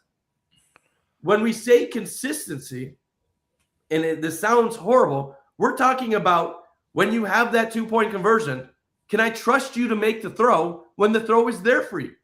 Can I trust you to not run backwards 15 yards and turn a 4th and 7 possibility into a 4th and 22? The answer is still yes, though, for what it's worth. For the most part, the difference is Tom Brady got to 10 Super Bowls. Did he play great in all those Super Bowls? No. Some of the Super Bowls, they won with 13 points or 20 points. But do you know what Tom Brady did in the Super Bowls where he scored 20 points or around that? He guided them on a last-minute drive to get into field goal range to kick a game winner. So, yes, he might have stunk for the 45 minutes, but he did what it took at the end of the game to get the victory. What we're not seeing enough out of the Bills, it's like the opposite with Josh Allen. A lot of times in these playoff games, Josh will throw for 300 yards. He'll light it up. He'll do the showcase. But then on that final drive near midfield, we get confused on 4th down and we don't convert. Or when there's a throw to be had, we have a moment where he's off the mark slightly. It's the point of greatness is defined by how do you play when everything is on the line? And we're not talking about regular season games. Josh did have a moment of greatness in a loss. The two moments that Josh Allen had the greatest level of greatness, that's horrible wording on my part, the best level of greatness in his career were 13 seconds against Kansas City, because he didn't do it once. He did it twice within a 2.5-minute period. And then the game against New England in the playoffs where he was perfect. The issue with this stuff, when we talk about it in terms of can he get it done, can he consistently do it, is that one is a wild card game. And while it's maybe the greatest performance in the history of the playoffs, it's a wild card game. It's not the Super Bowl. It wasn't the AFC Championship. It's a wild card game. And then the other one was a divisional game that should have been a win. And obviously the coaching staff and special teams cost them the game. But what we're saying now is you need to be able to know that the next, and let's say the Bills have the ball at their own 25-yard line, and they were going up against the Kansas City Chiefs, down 4, 2 minutes left in the game, 1 timeout. Do you believe the Bills score a touchdown in that situation to get to the Super Bowl? None of us are raising our hands saying Good comment, Johnny. Brady and Peyton had more turnovers and touchdowns in their entire playoff runs. The defense is not good in the playoffs. Thank you, Johnny, for the comment. I don't know. I'm optimistic, Bunt. Like I'm not going to say we're I would be optimistic. So I'm not going to raise my hand because I'm not allowed to make predictions. No. You're allowed. You're AJ. I'm just trying to keep it real. Like Brady went to the Super Bowl, 11 times in his career? Dude, you're talking. I get it. I know what you're saying. You got to look at their you got to look at the grand scheme, dude. It's not just a quarterback. It's not just quarterback win stat. I understand it, but what do I keep getting down to? I have told you for the last 5 years, the Bills have had one problem in the playoffs for 4 of the 5 years. It's been a Kansas City problem. LeBron James is arguably the greatest basketball player that has ever lived. And if you match him up against Michael Jordan, he's 3 inches taller. He's a better defender. He has a more all-around game. LeBron James has 4 titles in a 20-plus year career. 4. MJ had 6 he went 6 for 6 in NBA Finals. MJ had the better teams. The point of it was, why does LeBron James not have more? Well, because during the prime of his career in Cleveland, he went up against the Golden State Warriors 4 years in a row, and that is arguably the greatest 5-year run in NBA history, outside of the Celtics when they had no competition. So why does LeBron not have more 8 championships? He's lucky he even has the 1 in Cleveland, because he matched up against somebody that was the greatest. And the Bills going up against the Chiefs, they went up against a team over a 4-year period that is one of the greatest dynasties in NFL history. So you ask me, like, what do the Bills need to get past? It's not that the defense has always been horrible, but the defense was doing horrible against an offense that has a Hall of Fame quarterback, Hall of Fame tight end, Hall of Fame receiver, and they just didn't have the answers for the Chiefs.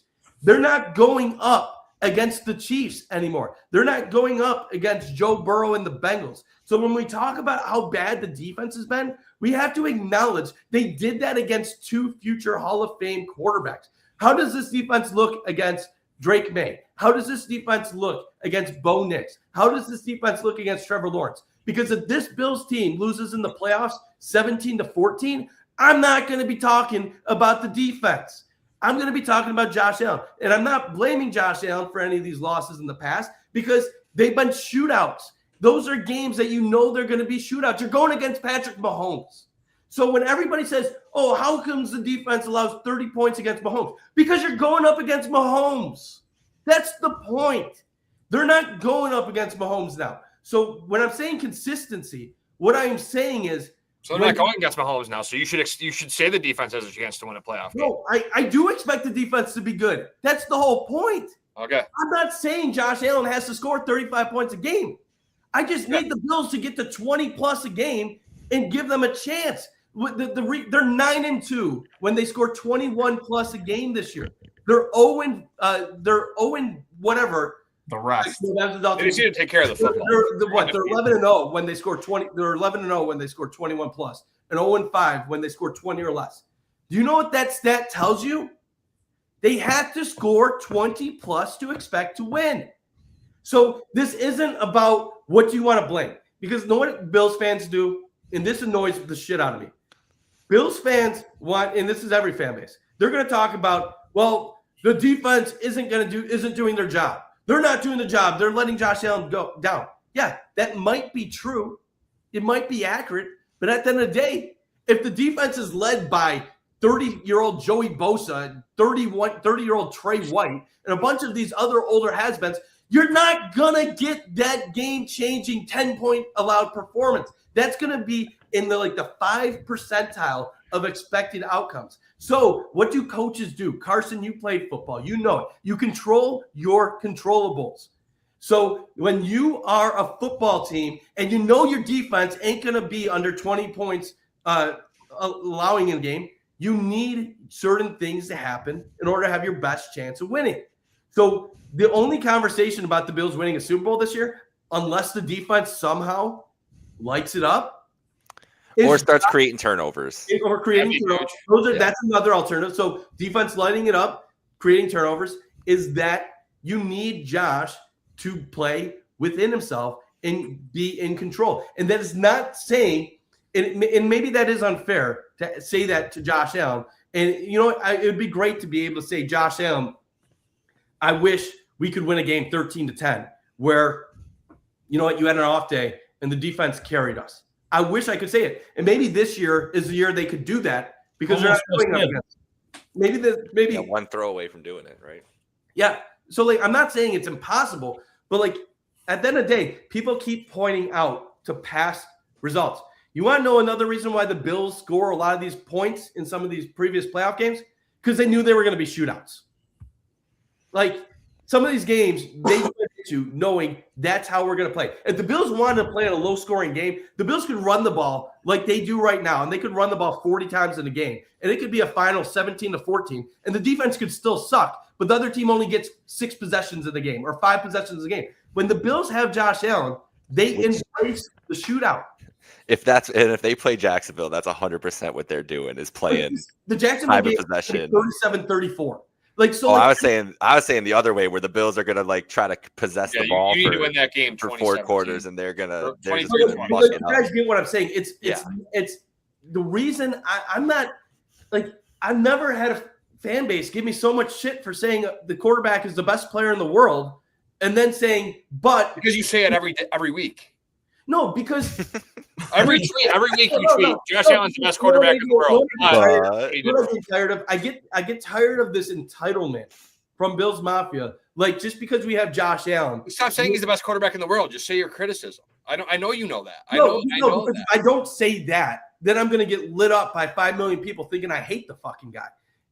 Not me, but I guess I'm tired of it. Every time, let's be real. Dan Marino was the best quarterback in the world. And he has nothing to show for it. And when people talk about the greatest quarterbacks of all time, do you know who they often skip over? Dan Marino. Danny Marino. Well, this is why we're not on the Marino track and we're looking at Allen. We're on the Elway track with the run game this year, which is a major difference. Well, okay, maybe by style play. But yeah, style of play is what I'm thinking. Elway went to 3 Super Bowls. That's true. And lost all 3. He was there. And then he got to 2 more. Elway went to 5 Super Bowls. At this point, we're going to be happy if Josh goes to 1. He's in the Drew Brees trajectory, baby.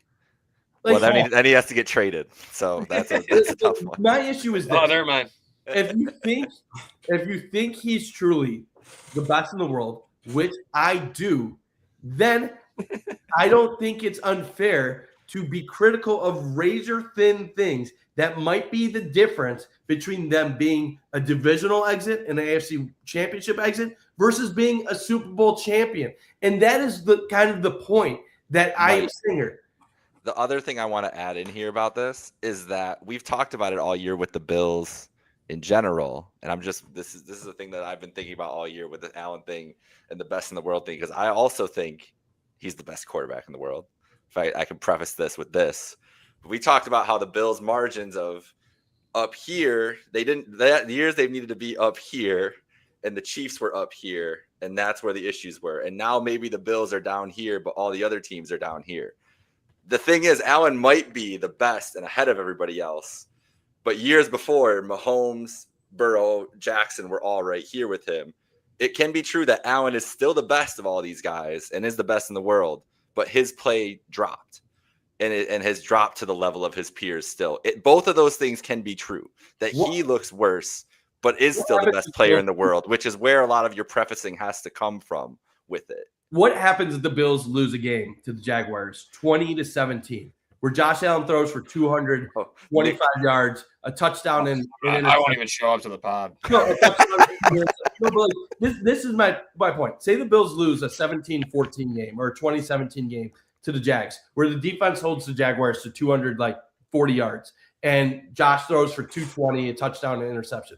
After the game, do you know what the narrative shift is going to be? It's not, nobody's going to be talking, well, the defense wasn't good enough anymore. Then it's going to be, no, the receivers aren't good enough now. And and that's the problem I have here is Josh is amazing and he's great. But what we're doing as a fan base, and granted, he's not the reason they're losing, we are deflecting any accountability at the source of your most important player on the team. No one is saying Josh is the reason they're losing. No one is saying Josh Allen is bad. All I'm ever saying is the reason they're falling short. No, I'm not saying that. I literally there's a contradiction. No, you're not listening if you think it's a contradiction. I keep saying I don't believe in the defense enough. I'm acknowledging the defense isn't good enough in the past. But if you know the defense isn't good enough, that means you need enhanced performances from other players. You take that as I'm blaming Josh because Josh is the only answer to how they get over that problem. If you're a problem solver, you have to find solutions. So just because you're saying Josh Allen lifting his game is the solution is not saying that I'm saying that the defense isn't the cause of the problem. Yes, the defense could easily be the cause of the problem, but if you're not fixing the defense, if the defense isn't having the ability to step up, then it doesn't make a difference.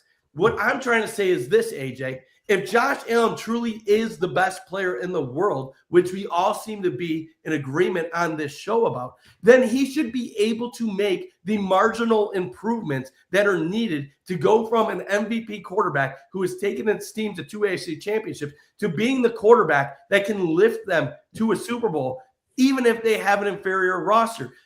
There are teams that have had inferior quarterbacks that have had quarterbacks step up when it matters. Joe Flacco got the Ravens to a Super Bowl. And yes, they had a good defense. But there are moments throughout history where teams have gotten it done that they didn't. And yes, they say defense wins championships.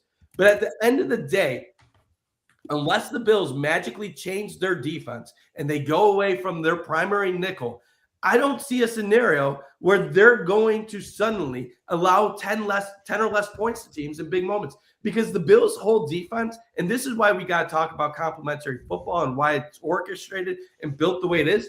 The Bills' whole defense is designed around the concept that the Bills' offense will take care of business. It's the same reason why the Indianapolis Colts defense was designed why it was around Robert Mathis and Dwight Freeney. Now, the Colts, they were more based on havoc with sacks and pressures from their defensive ends. But the Bills' concept is similar in which the Bills' defense prioritizes creating takeaways. They're not creating as much takeaways this year. That obviously hurts them quite a bit. And the Bills have been sloppier with the ball. That hurts them. That's why the Bills are more inconsistent on a game-by-game basis. But at the end of the day, the Bills' defense is designed the way it is because they assume the offense is going to take care of business and get them a lead. And once they get into leads and force teams into passing situations, they let their secondary go to work. And traditionally, their secondary with Sean McDermott has been very good. So when people ask, well, how do you expect the defense to win the game for the Bills? Quite frankly, it's not designed to win the games for the Bills. So when the Bills are behind and now they have a heavier offense that's based on running the ball, theoretically, it's kind of unbelievable that the Bills have come back in as many games as they've had this year because the Bills are actually not designed to come back in games. They should be getting blown out once they fall behind double digits because then they're forced to throw the ball. So really, people say, well, what do the Bills have to do better? They need to not play from behind. And then number two, They need to value every possession like it's the last possession of the game. Because if the Bills are playing from ahead, that defense is going to take care of business. Why do they struggle against Kansas City? Because they're always struggling. They're always playing from behind in these games. Well, we don't have to worry about Kansas City, thankfully. That's what I'm saying. Like, they have the tools to make a run. Will they? Who knows? Let's get into our predictions, and I want to know your preferred matchups, everybody, as we go around the horn here. So, Carson, prediction for Sunday. Do you think starters are playing? And also, who do you want in round one? Who do you want to see after it all shakes out? I'd say it's like a minus 250 bet that Josh plays at least the first snap. They got to keep his start streak a thing. We saw it happen last year against New England. I would say they're probably going to play a quarter. If I had to take a guess, to be honest with you, what we saw the last 6 quarters in particular from the offense going back to Cleveland, not good enough. Not going to get it done. I think they're going to want to try to find themselves a nice rhythm here before playoff time, at least give themselves a chance and an opportunity to. But at the same time, you want to prioritize health in this situation. And I think they will get their guys back in with some of their depth guys. I think you're definitely going to see Money Mitch at some point in time. Probably some of their rotate. I mean, the way they rotate receivers at this point, all of them are probably going to play. The line, you'll see some backups get in there. Defensively, I can imagine they rotate some guys.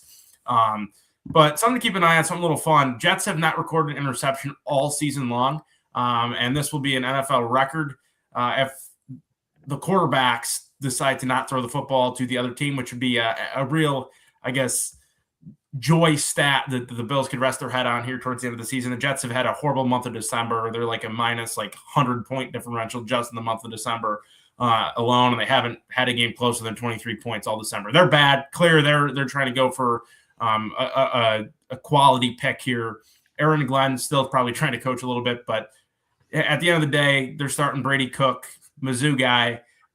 Give me the Bills in this one. I think it's going to be ugly, especially, with some backups in, and obviously they're playing the Jets. Give me the Bills in this one. Last time in Highmark Stadium, I think they're going to ball it. If I recall correctly, too, we have the red helmets coming back this week. People are not talking about that as much as I thought they would. But, good. Keep that red helmet thing away from Trainwreck Sports. So give me the Bills 21-15, and a desired opponent, I'd say, probably is New England. I think that's a team. We know them well. They know us well. That's a team, second half, we dominated them. We bullied them. At the end of the day, if we can take care of – that's a high-risk, high-reward type of game. I think if you lose that game on the wild card to New England, and let's say Drake May does end up following through with winning the MVP, I don't know how you really recover from that as far as bragging rights goes from a Bills fan or anybody else in the AFC or AFC East.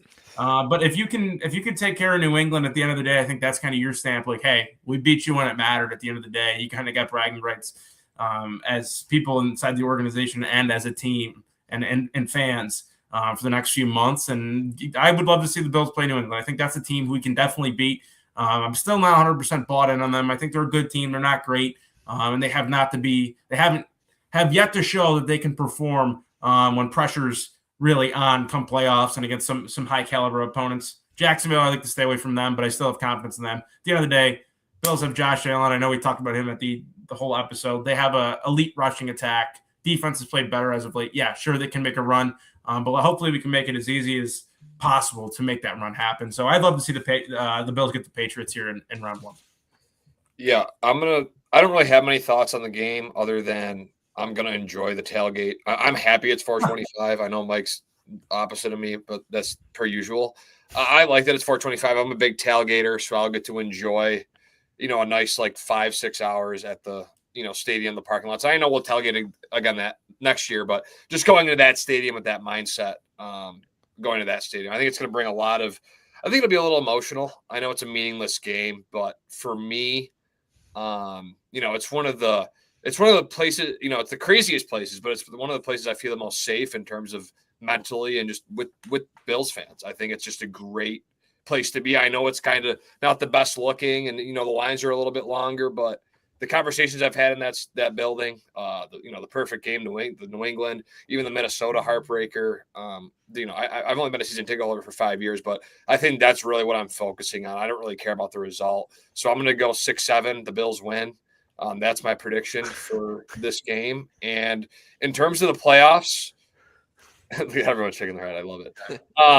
In terms of the playoffs, I want to say if I had to choose, because it's still possible the Bills get the 5 seed, although it's not possible, although it's not possible, those unlikely. I think I'd rather see the Steelers the most, because they're still alive technically. Then I'd go New England. Then I'd go Baltimore. Then I'd go Jacksonville. In terms of who I'd want to see in that first round, I think, with the Chargers losing, I would almost. I don't even know if I know McDermott said in the presser yesterday that he wants to win it because it's the last game of the stadium and for the fans. But I guess it really doesn't matter. New England, Jacksonville, neither here nor there. But I would really rather play New England, especially with the Stephon Diggs drama going on there and Mac Hollins on IR. So they're down some weapons. Who knows what goes on with that? Terrible human being, by the way. But that's really all I got. I think the Steelers are a good matchup for us, but I doubt they win without DK Metcalf. And I think with this team, I'll stage it. I don't think it's the year. I don't think that they're talented enough to make a run, but if they do, it's because the defense makes timely stops. They force turnovers. And on the flip side, Josh Allen does what he does in the playoffs like he's done in years past.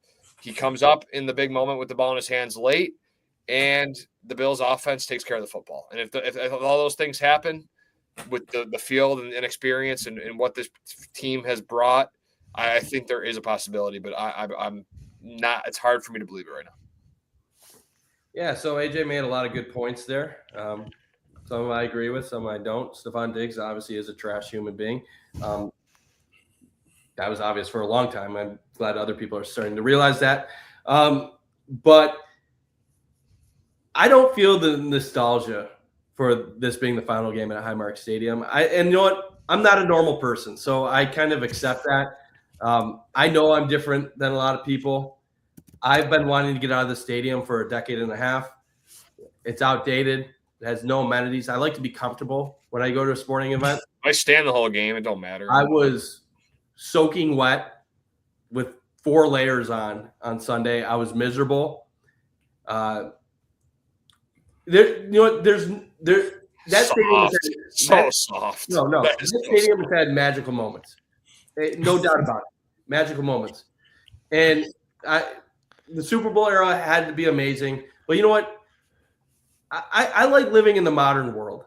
And they don't even have kitchens to make food at their concessions. They don't have proper plumbing. They literally need to take down the upper deck. And you know what? I get it.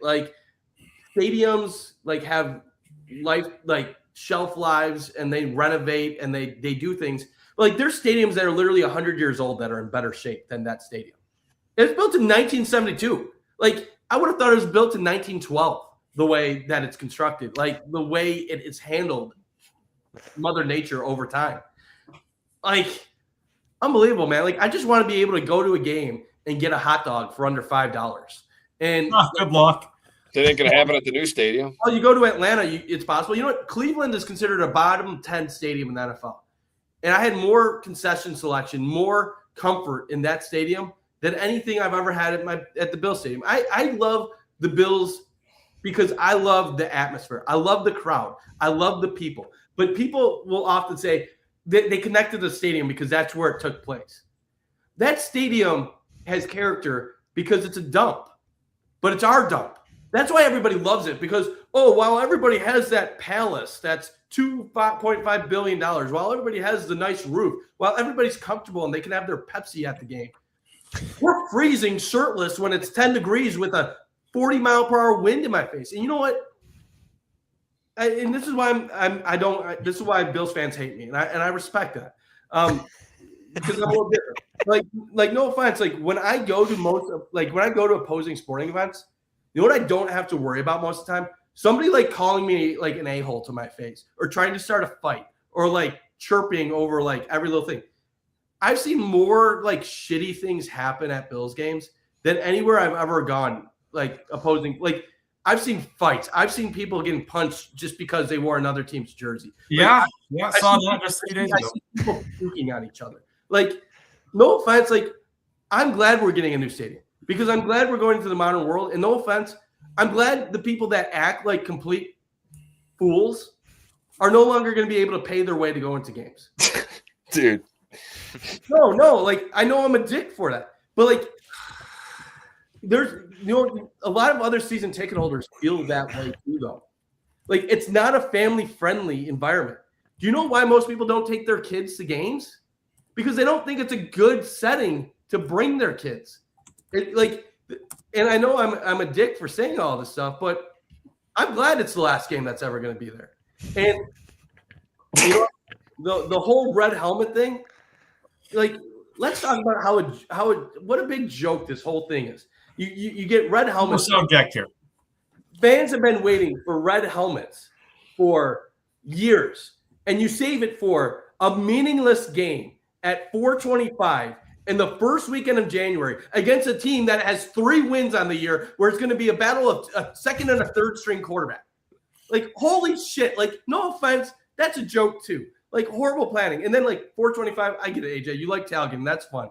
And I like tailgating too. But you know what I don't like tailgating? When it's really cold out and the game is meaningless. And I don't want to – I'm not looking forward to tailgating there. I'm gonna go to Game Day Buffalo, which I do enjoy, and I'm gonna get some chicken wings, and I'll get like maybe a Pepsi or something because I don't go crazy at these games. And you know what? I'm gonna go inside. I'm gonna watch Mitch Trubisky struggle, and the Bills are gonna lose 17-13 to the Jets. And I'm not gonna get my season prediction right because they lose a meaningless game, the final game of the season against the Jets. Because you know what? This line started at 10.5. Now the line's at 7. I think the line at 7, they want to bait everybody putting their money on Buffalo. That tells me they think the Jets are going to come out. They're going to play better. The Bills aren't going to value this game at all. And if the Bills really think the Patriots are the better matchup, then what incentive do the Bills have to actually give a shit in the game? Like, so you're talking about a game where you're wearing red helmets that you're not going to have your starting quarterback. It doesn't mean anything for you in the standings outside of which random team you're going to go on the road. And it's the final game in the history of your historic stadium. Like, you couldn't have written this worse if you were a script writer. And I don't know, like, tickets are already dropping online. I think there's going to be a lot of season ticket holders that will give their tickets away to this game. It'll still be packed. It'll still be easily a sellout. You'll see it packed every seat. But I've already talked to at least 5 to 10 season ticket holders that are like, I don't care if I go to this game or not. And the move to 425 solidified it for each one of them. And man, you talk to, I don't know who's in your circle, but man. No, I'm talking. See, like the difference, AJ, is you're 25. Like your circle is younger people. Younger people don't give a shit if it's cold. One day you're going to wake up, you're going to be 35, or you're going to be 34 like me, and you're going to start caring about things. You're going to have a little taste of money in your life, and once you get a little bit of that, you're not going to want to be sitting on a metal bleacher with like, you know what I like a little bit more? A heated metal bleacher. Like give me some amenities. Like, I know I sound like a spoiled person, but you know what? I enjoy trips to New York City and Toronto and Chicago and stuff like that. And you know what? I get it. Yes, Matt, I'm delivering a filibuster right now. I'm never letting them off this show. But I know and all that being said, like, I'm going to have memories. Like, I still go to every single game. I'm going to be there on Sunday because I do love this team. I love this organization. And it's the only thing that, besides my wife, that matters in my life. So, my family. So, I will be there. I will be rooting for them. I hope they still win. I hope Mitchie Mitch goes for 3 touchdowns. I hope they have Josh in for once. I want Josh to get to 40 touchdowns. Is he at 40 right now, or is he at 39?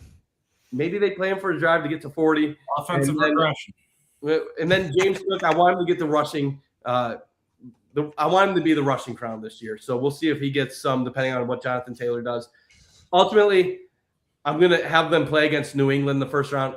Personally, I don't really care who they play. I'm not as scared of Jacksonville as a lot of people are. I think Jacksonville's good, and I know I've been kind of down on New England with like their lack of beating good teams. I think New England's better than Jacksonville.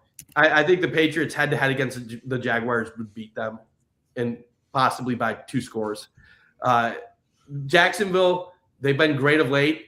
I don't know if I trust Trevor Lawrence in a playoff game to step up, especially after what happened the first time he was in the playoffs, how they blew that game.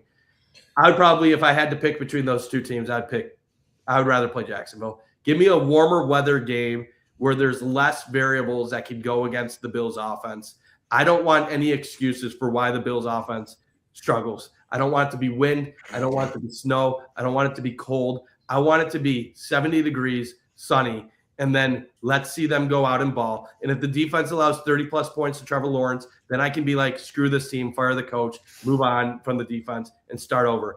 And then the last thing I'll say, confidence in making a run.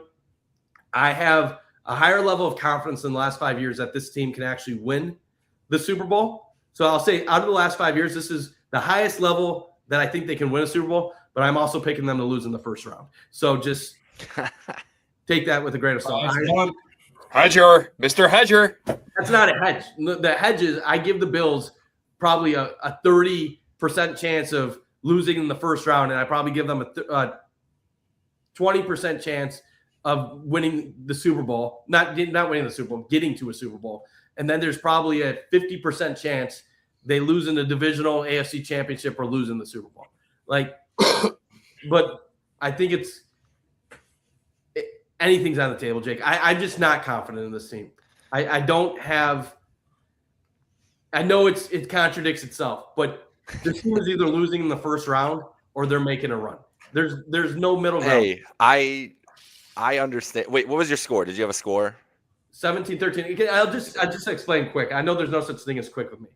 They're either losing in the first round because they get hit in the mouth and they don't respond to it and they struggle on the road like they have all year, showing that this is what they are and they don't have answers, or they're going to battle through that adversity. They're going to pick up the mental toughness that we can do this against a team like Jacksonville, against a team like the Patriots. Then they will go on the road again and face a lesser team in the Denver Broncos, and they will do it again. And then by that point, you do it 2 times in a row and you're playing the Houston Texans or you're playing another random team, you're going to have all the confidence in you to know we have already done this twice. We have been in the AFC Championship 2 of the last 5 years. We are 1 win away against some fucking team with C.J. Stroud at quarterback away from getting to a Super Bowl. We are not going to finish. So it's either going to happen like that or they're going to play Trevor Lawrence in the first round. They're going to lose 35-24, and I'm going to hate everyone and not talk about the Bills until next September.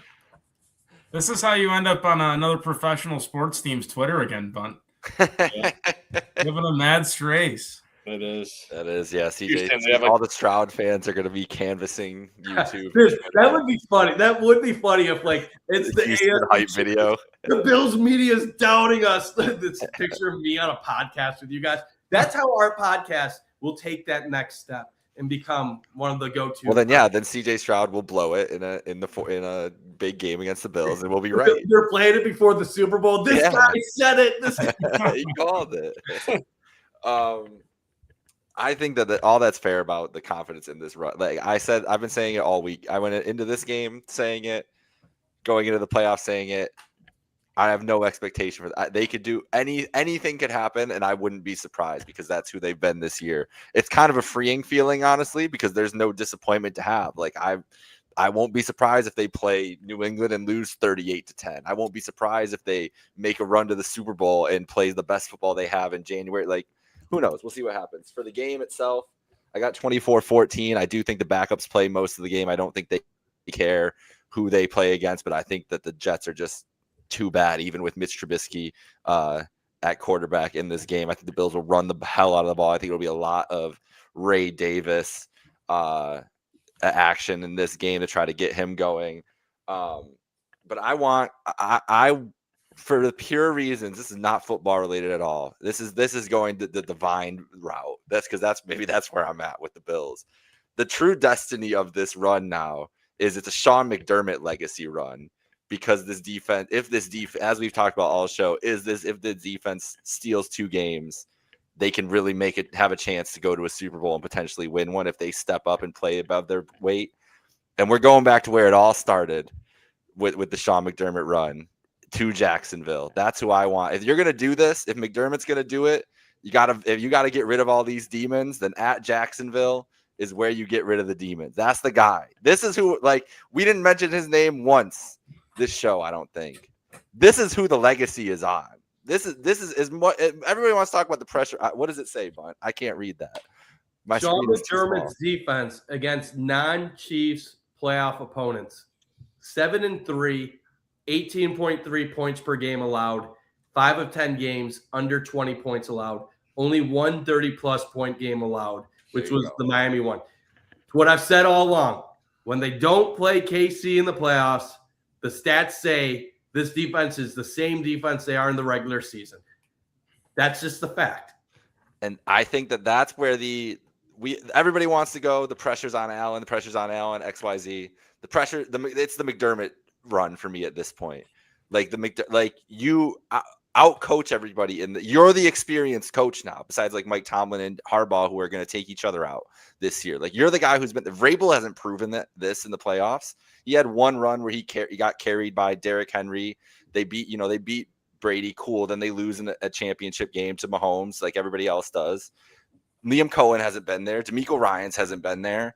Sean Payton been there. Bo Nix hasn't though. Like Sean Payton's had a lot of failures in the playoffs too. I'm just saying this is the chance here where McDermott can really turn it up too. I want the Jacksonville Jaguars so we can go back in there and really start redeeming stuff immediately. And then I want the Denver Broncos for the battle of Wyoming and Colorado and Josh Allen and all the storylines out of that. And then we can go take the Patriots on. That's the path that it's got to be. I think if it's going to be a path, it's got to be a path of destiny. And that's the one that feels like it will be. But we got plenty of playoff stuff to break down next week. We paid the bills here. We're all feeling, I think, a little bit of the anxiety of the impending playoff run and everything that will come from there. So I can't wait to see where we're at next week. But enjoy this game on Sunday. Enjoy the red helmets. Enjoy, hopefully. I mean, I still hope for a win. I don't really care about the I would like to beat the New York Jets at any time I play the New York Jets. But we pay the bills. Shout out to our sponsor, Picasso's Pizza, at PicassoPizza.net. Thank you, Mike Bunt, AJ Spolsky, and Carson Hayek. This is Jake Micah. Have a great week, folks. Go Bills.